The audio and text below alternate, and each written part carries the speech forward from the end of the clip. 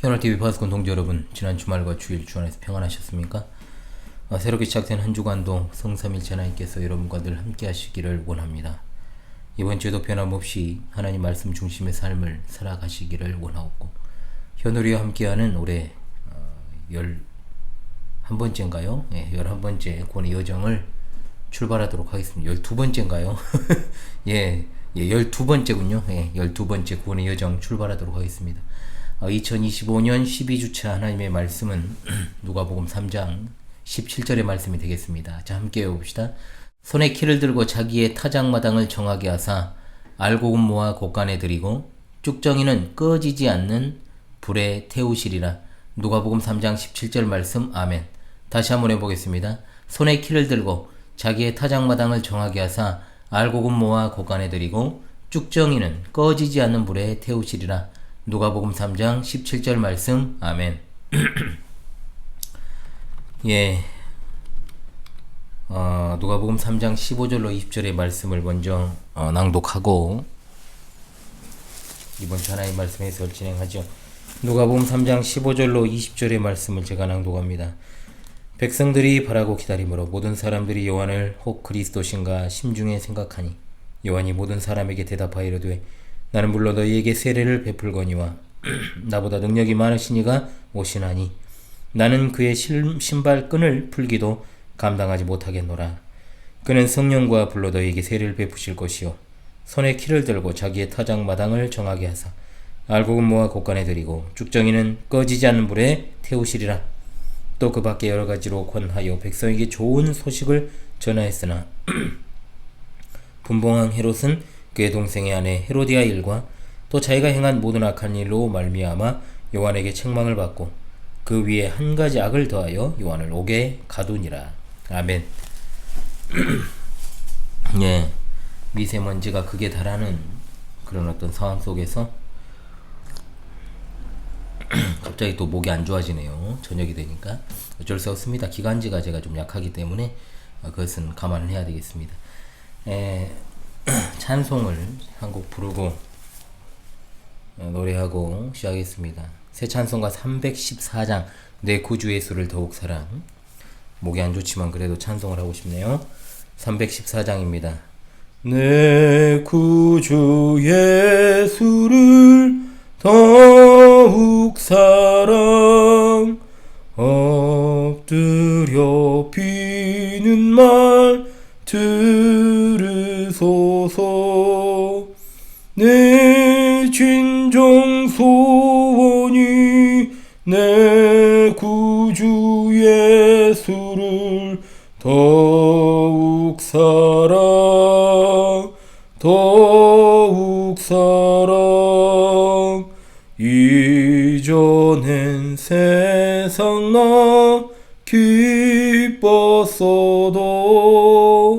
지금 내 기쁨은 오직 예수.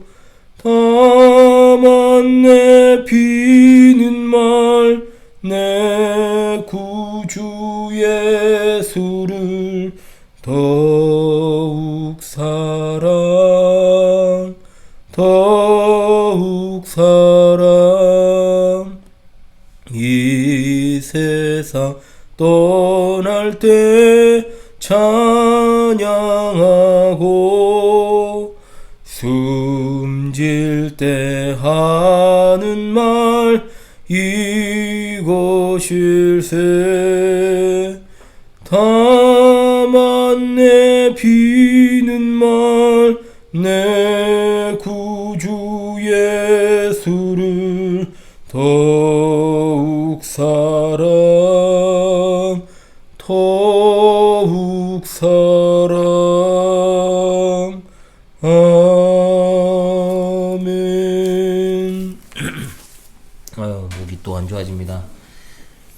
예, 우리가 지난주부터 3장부터 4장 13절까지를 통해서 이제 성인으로 자라신 예수님께서 택자들의 구원주로서 본격적인 공적 사역을 시작하기에 앞서 그 사역을 준비하시는 과정에 관한 말씀을 상고하는 가운데 지난 시간에 이어서 예수님의 길을 준비하는 세례 요한의 사역에 관한 세 번째 말씀을 함께 상고하고자 합니다.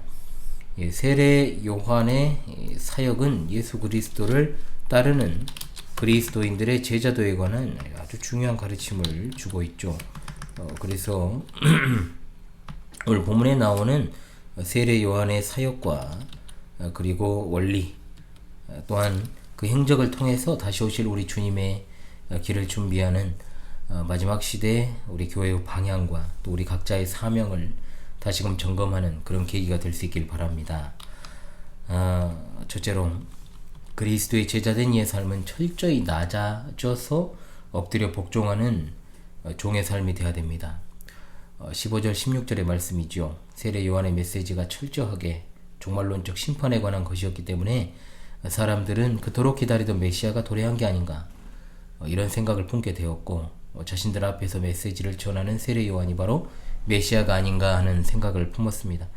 여기 나오는 백성의 원어는 단순한 청중이 아닙니다. 언약 백성으로서 유대인을 말하죠. 그들이 하나님의 택함받은 선민이라는 자부심을 가지고 살아왔지만 현실적으로는 어떻습니까? 로마 제국의 압제 아래 신음하는 식민지 국가의 백성들일 뿐입니다. 그러다 보니 더욱 유대인들은 요한의 메시지와 사역을 보며 메시아에 대한 더 간절한 기대, 바람을 가지게 된 거죠. 요한복음 1장 20절에 세례 요한이 나는 그리스도가 아니라 명백하고 밝히고 있는 것처럼 명백하게 사람들은 요한을 그리스도로 오해하기도 했습니다. 이런 오해가 실제로 세례 요한 사역 말기까지 계속되었다는 것이 또 사도행전의 증언이죠. 이러한 사람들의 오해에 대해서 세례 요한은 말합니다. 16절에 요한이 모든 사람에게 대답하여 이르되, 계속 한번 읽어보겠습니다.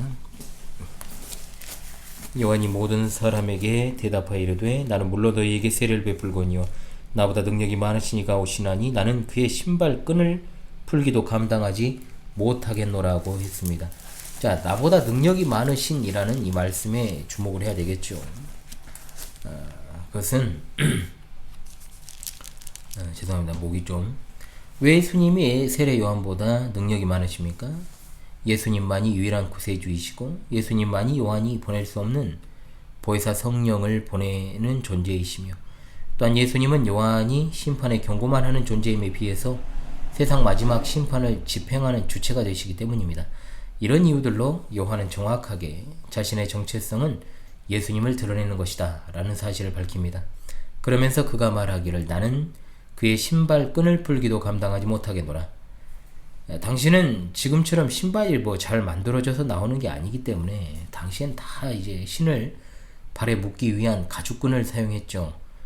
바로 여기 나오는 신발끈은 신을 발에 묶어 고정시키는 가죽끈을 가리키는 겁니다. 그런데 이 신발의 끈을 푸는 건 주로 누가 하느냐? 노예가 합니다. 노예입니다. 그냥 종이 아니 단순한 종이 아니라 이 이야기도 하겠습니다만은 즉 노예 중에서도 상노예, 주인이 밖에서 들어오면 몸을 굽혀 주인의 신발끈을 풀어주고 외출할 때 주인에게 신발을 들고 가서 갖다주는 역할을 하는 노예. 같은 내용이 기록되어 있는 마가복음에는 몸을 굽히는 동작까지도 묘사되어 있죠. 마태복음에는 신발을 들어 갖다주는 것을 기록합니다. 자, 중요한 것은 이 일이 가장 천한 일이었기 때문에 아무리 제자와 스승의 관계를 할지라도 제자가 스승을 이렇게 섬기거나 공경하는 것을 금했다고 하죠.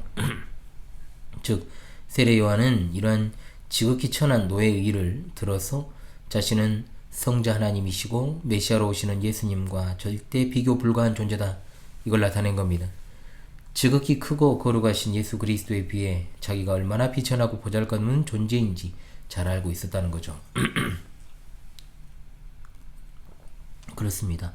우리는 분명히 하나님의 택함받은 자녀여 또한 그분을 따르는 제자들입니다. 그러나 늘 인식해야 하는 것은 우리는 일반적 의미에서 그분을 따르는 제자가 아니라는 거죠. 당시 랍비들이 아무리 사제지간이라 해도 제자가 스승의 신발을 들고 풀어주는 일 따위는 해서는 안 된다 할 정도로 그것이 심히 천한 일임에도 세례 요한은 그 자신이 그 역할도 수행할 수 없을 만큼 그분은 자신과 비교 불가하다, 절대적 지존이심을 나타냅니다. 그런데 현재를 살아가는 교회에 속한 우리들의 모습과 태도를 봅시다. 하나님의 자녀로서 누리는 특권에 대하여는 엄청나게 강조합니다. 그의 의로 말미암은 칭의, 양자됨의 특권, 상속권, 하늘의 상급, 영화로운 삶, 그렇지 않습니까? 비록 그분의 친자는 아니지만 친자이신 예수 그리스도와 더불어 왕노릇하게 되는 놀라운 영광을 우리는 더욱더 많이 보기 원하지만 그것이 우리가 최종적으로 받게 될 상급이자 우리의 궁극적인 모습이라 해도 우리가 절대로 잊지 말아야 될 것은 우리가 여전히 무익하고 천박하기 이를 데 없는 그분의 종이라는 사실, 노예라는 사실을 잊고 사는 듯합니다. 세례 요한은 그야말로 선지자 중의 선지자, 예수님의 길을 직접 준비한 선발대였습니다. 그 어떤 이가 그분의 사역에 비견할 만한 영광을 누리는 이가 있겠습니까? 우리 또한 세례 요한과 비견할 수 없을 정도로 큰 영광을 누리고 있습니다. 그것은 이미 대속 사역을 완성하신 예수 그리스도의 재림을 준비하는 자로 부르심 받았기 때문입니다. 그렇다면 사역이 막중한 만큼 우리 자세는 더욱더 낮은 종의 자세를 확립해야죠. 겉으로만 낮은 척 할 것이 아니라 교회에서 참으로 그런 일들이 있잖아요. 목회자들이 성도들을 상대로 세족식 같은 퍼포먼스 같은 걸 할 게 아니라 청렴한 척 할 것이 아니라 진정으로 우리가 주의 비천한 종으로서의 사명을 수행해야 한다 이 말입니다. 일부 대형교회 목회자를 보십시오. 뭐 일부라고 하기도 뭐합니다만 그들에게서 그리스도의 향기가 느껴진다기보다 대기업 회장의 포스가 느껴지는 것은 저뿐입니까? 그들이 성전 건축이라는 그 이름 하에 수백억 대의 빚을 지고 짓는 건물들 또는 그런 일들을 자행하는 것이 과연 종이 할 일인가요? 제가 볼 때는 그것은 왕이 자신의 왕궁을 건축하는 일입니다. 예배당 건물을 짓는데 상상도 하지 못할 액수를 쏟아붓고 그 건축 빚을 갚기 위해 헌금을 강요하고 여러 방식으로 또 부동산 투기를 하고 결국 그 빚을 갚았다 해도 그것은 하나님의 은혜가 아니라 그 사람의 경영 마인드, 사업 소원에 의한 것이다 라고 봐야 되겠죠. 거기에 어떤 의미를 둬서는 안 되지만 그것이 바로 오늘날 세계에서도 버금간다라고 하는 그 대형 교회들의 초대형 교회들의 실체죠. 작은 교회 목회자로서 무슨 컴플렉스를 드러내는 것도 아니고 저는 그런 사람 아니라는 거 여러분이 잘 아실 겁니다. 아무리 눈을 씻고 찾아봐도 그런 모습은 예수님의 신발끈을 풀기도 감당하지 못한다고 해야 할 비천한 노예의 자세는 아닙니다. 우리 옛말에 스승의 그림자도 밟지 않아야 된다. 우리는 최고의 스승이신 예수 그리스도를 따르는 제자들입니다. 단순한 사제지간이 아닙니다. 그분은 스승이시면서 자기 몸을 친히 내어주신 우리 죄를 대속해주신 그리스도십니다. 만왕의 왕 구세주십니다. 만물의 창조주 하나님이십니다. 마지막 때가 가까이 올수록 우리가 더욱더 세례 요한의 사역을 떠올려야 됩니다. 요한복음 3장 30절에 그는 흥하여야 하겠고 나는 쇠하여야 하리라 분명히 말합니다. 아멘. 화려한 가운을 걸치고 거룩하고 경건한 말투를 쓰면서 목소리를 내리깔고 성도들을 내려다보는 강단에 서 있다 해서 저를 비롯해서 목회자들이 우리 파수꾼 동지들보다 더 큰 자는 아닙니다. 절대로. 목회자가 존경받는 이유는 무엇입니까? 존중받는다고 해야죠. 존경 대상은 하나님밖에 없습니다. 바로 목회자가 하나님의 말씀을 대언하는 이 시대의 종이요. 하나님이 위탁하신 그 양떼를 잘 돌보라고 사명 부여받은 사람이니까 오로지 하나님 때문에 그 말씀에 인하여 존경하는 거죠. 그런데 그게 아니라 큰 교회를 담임하고 있어서 어떤 특별한 은사가 있어서 능력이 있어서 아니면 내 마음에 들어서 나와 잘 맞으니까 목회자를 따르고 섬긴다면 소위 말해서 코드가 맞아서 따른다면 그 사람은 하나님이라고는 안중에도 없는 자입니다. 이단 교주를 떠받드는 저 신천지 무리들이나 사이비들과 다를 바가 뭡니까? 그잖아요. 우리 눈에는 오직 예수 그리스도 그분만이 항상 떠나지 않아야 되는 겁니다. 또한 우리 삶이 아니라 예수 그리스도의 삶이 우리 삶 가운데 체현되어야 하는 것이 마땅한 성도의 자세이자 노예의 의무가 아니겠습니까? 주께 사랑하시는 파수꾼 동지들이여 우리 모두 그분만 높입시다. 그리하면 그분이 우리를 높이 드실 겁니다.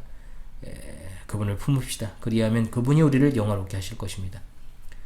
나의 나 된 것은 하나님의 은혜로 된 것이니 내게 주신 그의 은혜가 헛되지 아니하여 내가 모든 사도보다 더 많이 수고하였으나 내가 아니요 오직 나와 함께 하신 하나님의 은혜로라. 할렐루야. 아멘.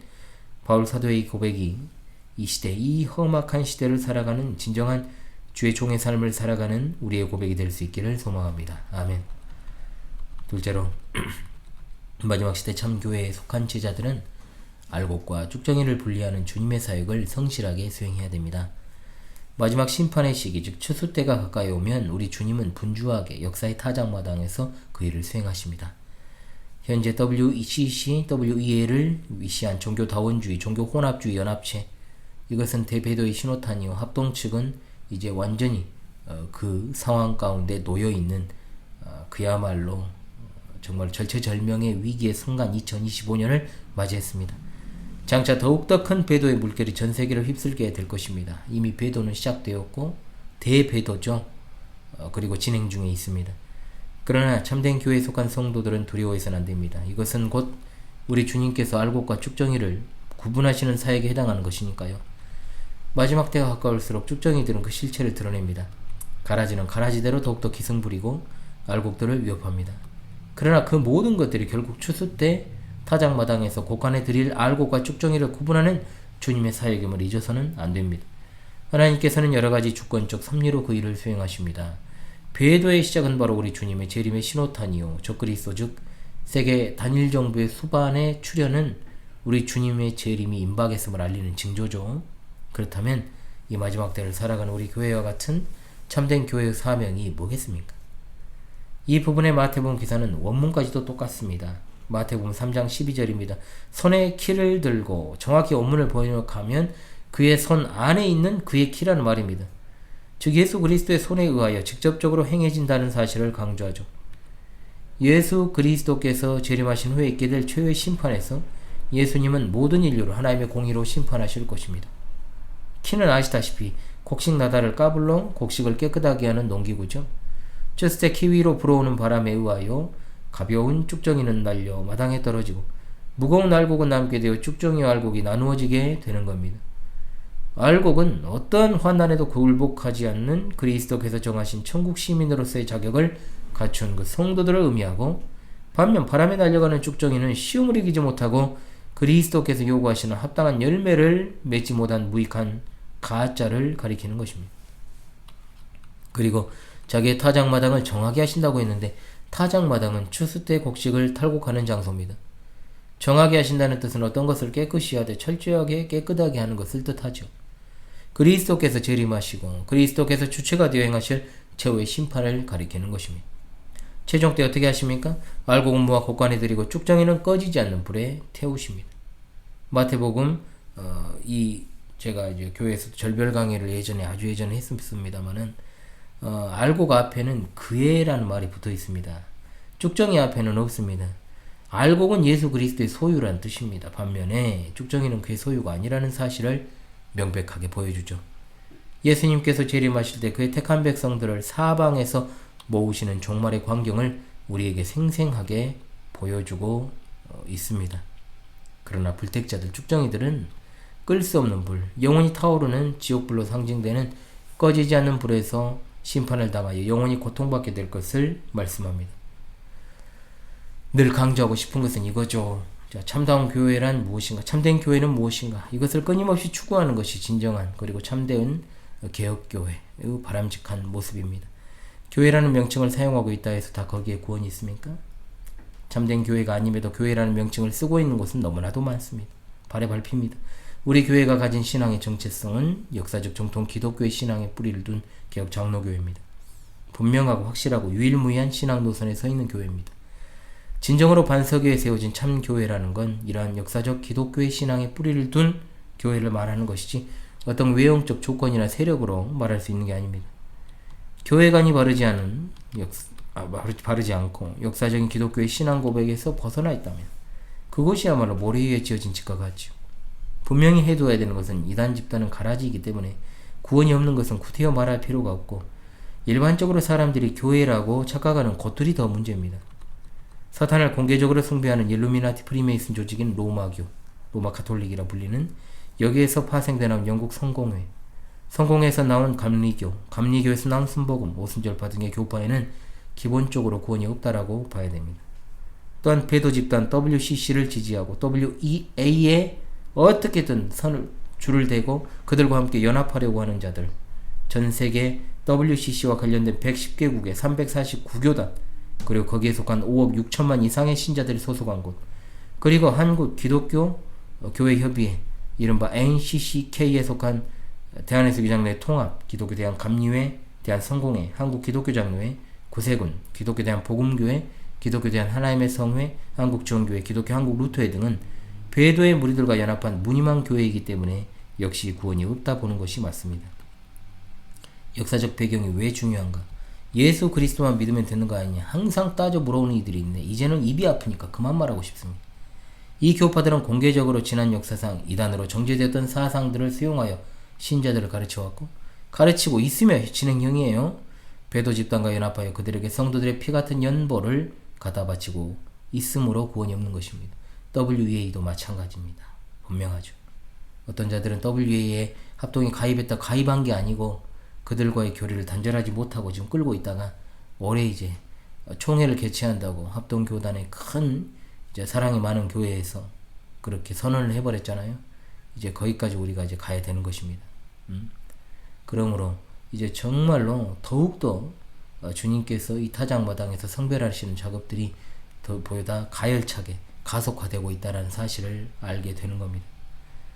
진짜 예수 그리스도를 통해 구원받은 하나님의 자녀라면 그 어떤 교파와 상관없이 잘못되었던 곳이라면 즉시 나와야 됩니다.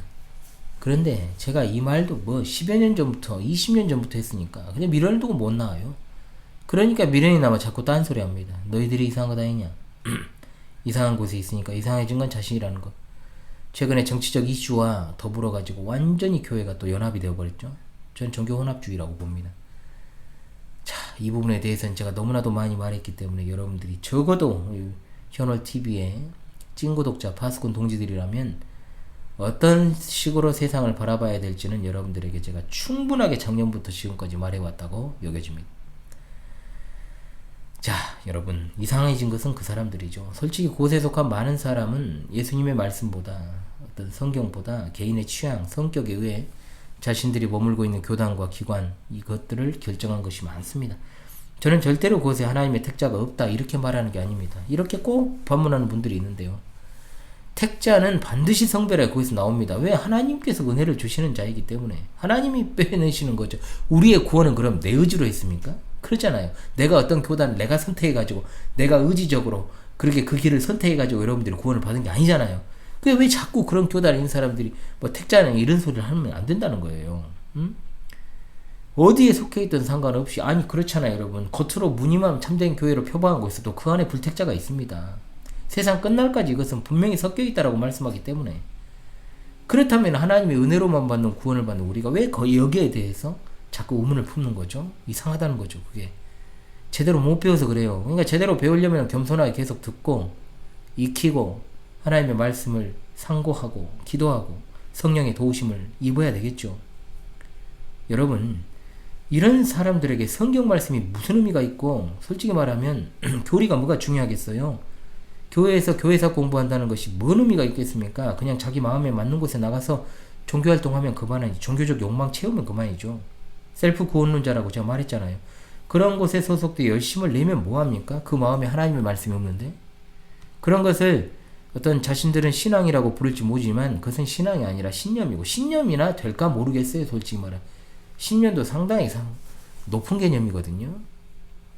이 시대가 선교와 전도가 융성하게 부흥될 수 있는 시기가 아니라는 것은 누구도 다 인정합니다. 뭐 낙관론을 펼치는 자들은 등 따시고 배부른 자들이 하는 이야기죠. 지금 이 시대는 그런 시대 아닙니다. 대배도가 일어나버린 시기고 예수님께서 열심히 퀴즈를 하고 계셔요.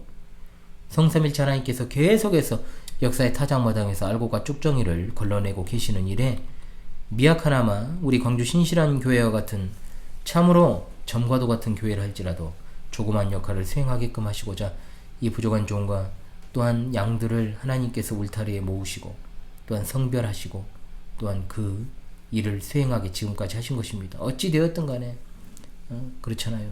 11년 넘게 하나님께서 함께 해주신 것도 얼마나 큰 은혜인지 모릅니다. 참된 신앙 노선을 걷지도 않는 자들에 대해서 우리는 성별해야 되고 또한 잘못된 것에 대해서 말할 수 있어야 됩니다. 이것이 이 시대의 복음전도예요.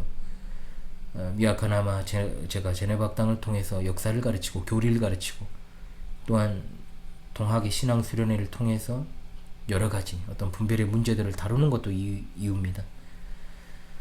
아무리 사람 수를 보지 않는 절대로 보지 않는 목회라고 해도 항상 그 자리고 그렇게 귀한 진리를 가르치고 있다 해도 성도들이 크게 반응하는 법이 없어서 여러가지로 목회적 위기를 겪고 이번에도 제가 그런 위기적 상황 속에서 여러분 앞에서 파수꾼의 단상을 통해서 좀 저의 심경을 말했습니다마는 여러분 언제부터인가 진짜 저도 제 마음 가운데 대충 해야 될까 이런 유혹이 들어요.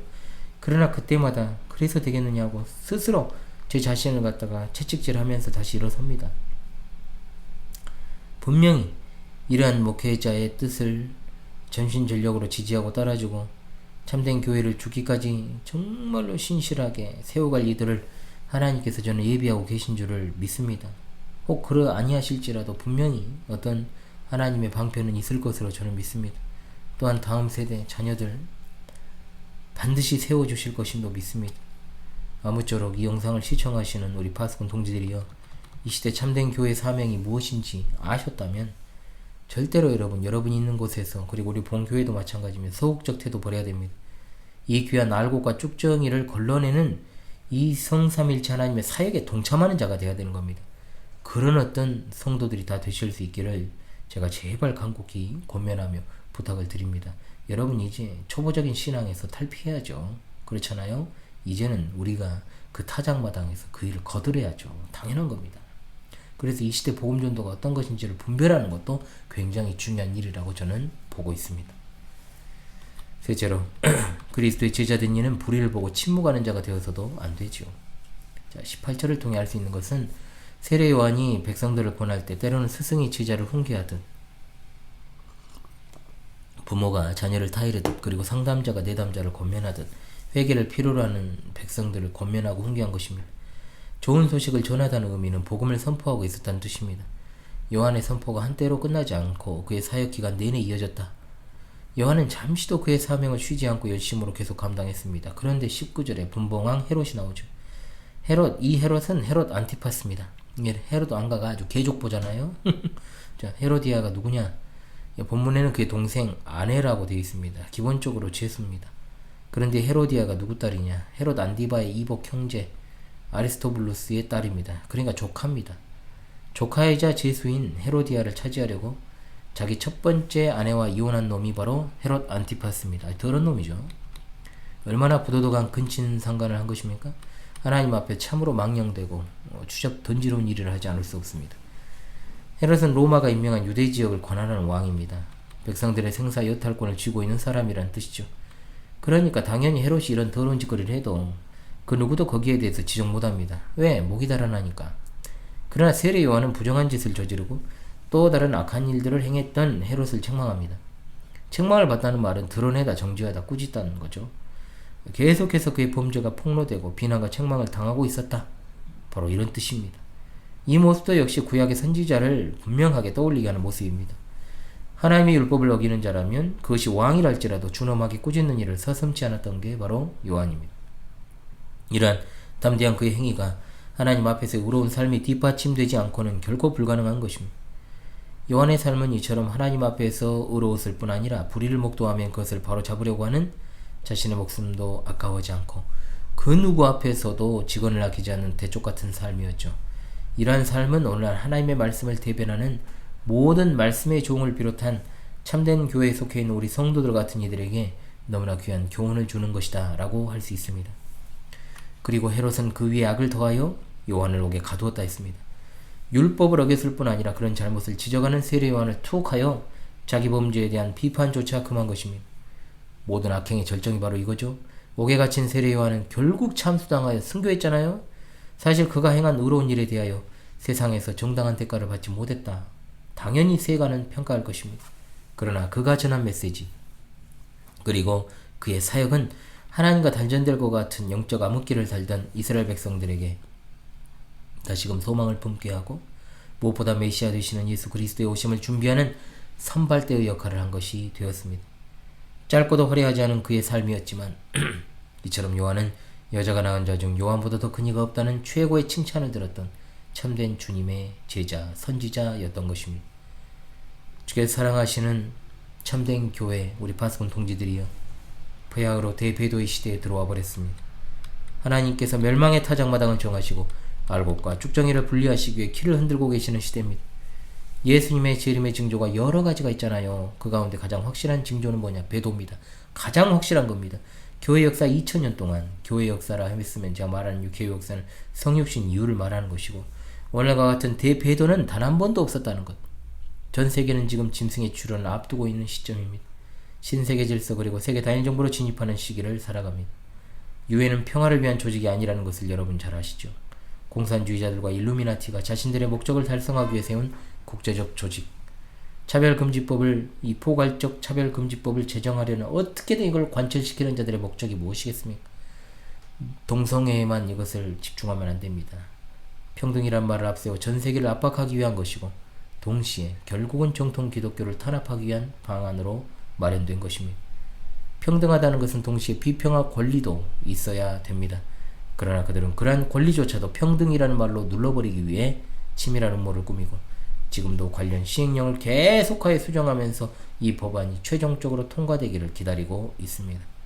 동성애뿐만 아닙니다. 사람과 동물의 결혼은 물론이거니와 여러가지 성적 지향, 이 모든 것들이 다 인정이 될 것이며, 또한 사람과 동물의 결국은 관계도 맺어지게 합법적으로 인정이 될 거, 이미 하고 있지만 그 후에는 이제 사탄을 공개적으로 숭배하는 일이 자행되겠죠. 이 모든 것이 인류 역사가 종말을 고하게 되는 예수 그리스도의 재림이 가까이 오고 있다는 큰 징조 중에 하나입니다. 그럴 때 우리가 어떻게 해야 되겠습니까? 마땅히 못사는 바른 말씀을 전하여 감옥에 가고 순교할 각오로 하나님 보시기에 합당한 대로 행해야 되죠. 성도들도 이제는 진짜로 그 안에 들어와 있음을 알고 살아가야 됩니다. 눈치를 보지 말고 아닌 것은 아니라고 제대로 소리를 내고 끝까지 싸워야 됩니다. 그런데 현실의 문제에 골몰 하고 있다 보니까 영적인데 신경을 못 써요. 환장할 일이죠. 우리는 사람의 눈에 보기 좋은 대로 행하는 자들이 아니라 하나님 보시기에 합당한 자로 살아가야 됩니다. 그날에 오기까지 우리가 불의한 일을 책망하였던 세례 요한의 심장을 가지고 이 마지막 시대 대배도의 시대를 헤쳐나가야 될 것입니다. 알곡은 두려워 떨지 않습니다. 우리는 영원한 천국으로 가게 되므로 잠깐의 풍파에 놀라지 맙시다. 우리가 두려워할 분은 오직 성삼일체 하나님 한 분뿐이십니다. 사랑하는 파수꾼 동지들이여, 우리가 지난 3주간 예수님의 길을 준비하는 세례 요한의 사역을 살펴봤습니다. 무엇보다 오늘 이 시간까지의 결론은 그겁니다. 우리가 다시 오실 주님의 재림을 준비하는 이 시대의 세례자 요한으로 굳건하게 서서 철저하게 그분의 뜻만을 순종하는 낮고 낮은 노예로서 참된 교회에 속하여 알고가 쭉정이를 분리하시는 하나님의 그 사역에 조금이라도 힘을 더하여 이 배도의 시대를 헤쳐나갈 순교자적 사명을 감당하는 것이다. 참된 교회, 광주 신실한 교회에 속한 저 여러분이 또한, 그리고 이 효널TV의 애청자, 그리고 사랑하는 파수꾼 동지들, 마지막 사명 합당하고 바르게 감당하기 위해서 끝까지 영적인 분별력을 가지고 깨어서 주님이 주신 시상 교회의 사명을 감당하기에 애씁시다. 영원히 살아 역사하시는 성삼일체 하나님께서 우리 편에 서서 함께 하십니다. 다시금 이번 주 하나님의 말씀을 외우며 힘차게 이번 한 주 출발하며 나아가는 그리스도의 군사들이 다 되시기를 바랍니다. 손에 키를 들고 자기의 타작마당을 정하게 하사 알곡은 모아 곳간에 들이고 쭉정이는 꺼지지 않는 불에 태우시리라. 누가복음 3장 17절 말씀. 할렐루야. 아멘.